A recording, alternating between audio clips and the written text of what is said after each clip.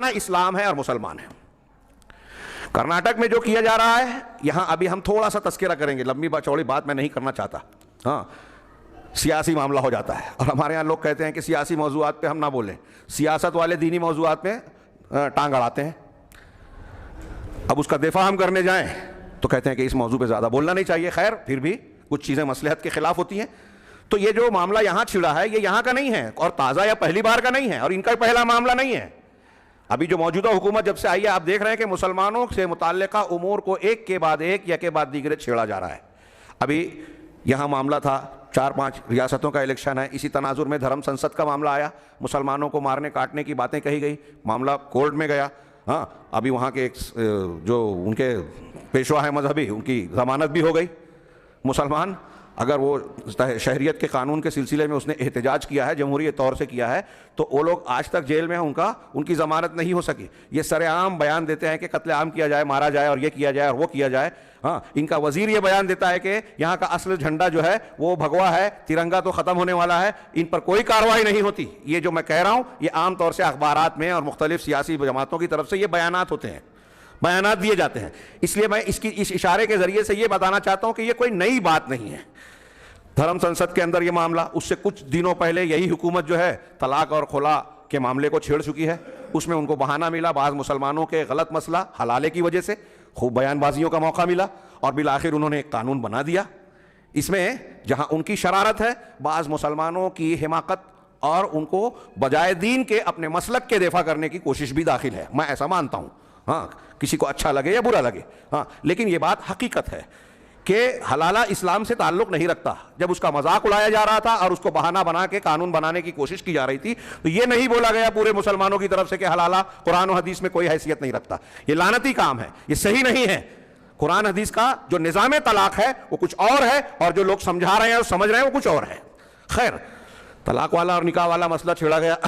اس سے پہلے مسجد کا معاملہ تھا، اس سے پہلے مسجد کا معاملہ۔ اب مسجد کا معاملہ جو ہے وہ اس میں کیا کیا ظلم زیادتی ہوئی وہ ایک الگ نظر ہے، وہ ایک طریقے سے کشش کھو چکا ہے۔ ہاں الیکشن آتا ہے تو ہمارے یہاں کچھ لوگ یہ تبصرہ کرتے ہیں کہ صرف یہ الیکشن کی وجہ سے گرمایا جا رہا ہے۔ یہ صحیح ہے کہ یہ بھی ایک مقصد ہے کہ جو حکومت عوامی فلاح و بہبود کا، ملک کی خدمت کا، تعمیر و ترقی کا صحیح کام نہیں کر رہی ہے، اس کے پاس موضوعات نہیں ہیں۔ آسان طریقہ یہ ہے کہ مذہبی منافرت کو ہوا دی جائے، اس کو فضاؤں میں، ماحول میں اس بحث کی گونج اس طرح پیدا کی جائے کہ بس یہی موضوع زیر بحث آ جائے اور لوگوں کے ملک کے لیے یہی موضوع اہم بن جائے۔ میڈیا والے تو ان کے آدمی ہے ہی، وہ جس موضوع کو موضوع بنانا چاہتے ہیں اس کو عام کر دیتے ہیں۔ چنانچہ آپ دیکھ رہے ہیں کرناٹک کا یہ معاملہ جو ہے انتہائی تیزی کے ساتھ موضوع بن گیا، تاکہ دنیا کے جو زمینی حقائق ہے، حکومت کی نااہلی ہے، کام نہ کرنے کا معاملہ ہے، لوگوں کی شکایت و پریشانیاں ہیں، وہ پس منظر میں چلے جائیں، بس اسی پر بات چیت ہوتی رہے۔ اور اس کے لیے ان کے سامنے اسلام اور مسلمانوں کا ٹاپک بہت آسانی سے مل جاتا ہے۔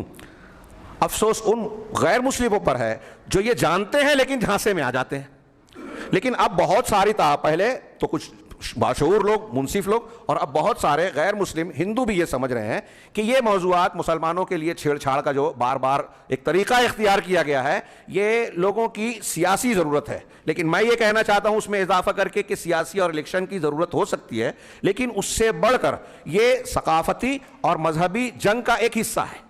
سیاسی موضوع، سیاسی فائدہ تو عارضی طور پر حاصل کیا جا رہا ہے، لیکن تسلسل کے ساتھ قانون سازی، ہندوستان کا آئین بدل رہا ہے۔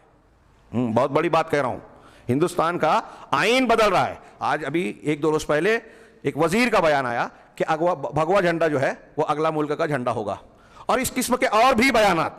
ہاں ہم اسے نقل کریں تو لوگوں کا بھڑکانا بن جائے، وہ کھلے عام بیان دیتے ہیں، اس پر گرفت نہیں ہوتی۔ ہاں بہرحال یہ ایک ثقافتی جنگ ہے، ایک مذہب اپنے مذہب کو غلبہ دینا چاہتا ہے، لیکن ہندوستان میں جو اعلیٰ طبقہ ہے، برہمنیت، وہ کھل کر یہ بات اس لیے بھی کہنے سے کتراتی ہے کہ ان کے ہاں صرف مسلمان نشانہ نہیں ہے، اصل نشانہ تو نچلی جاتی کے لوگ ہیں۔